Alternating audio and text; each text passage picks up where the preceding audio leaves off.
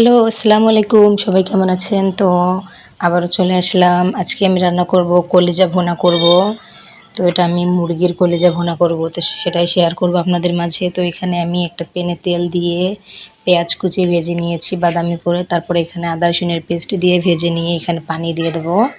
তো পানি দেওয়ার পর এখানে আমি কিছু কাঁচামরিচ কুচি ব্যবহার করেছি।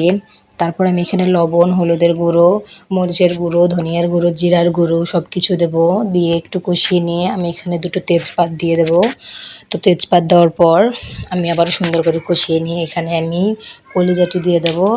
তো আজকে আমি মুরগির কলিজা রান্না করছি। তো আমার মেয়ে কলিজা ভুনা খেতে চেয়েছিল, তো ফ্রিজে তো ছিল না।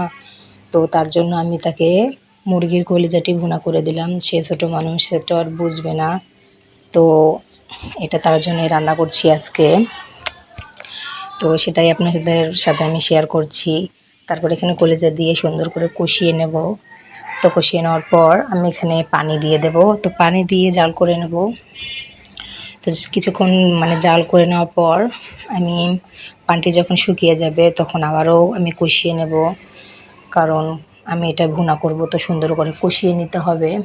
তারপর আমি কষিয়ে নেওয়ার পর আবারও সামান্য কিছু পানি দিয়ে দেব জাল করার জন্য। তো সামান্য পানি দিয়ে দিয়েছি।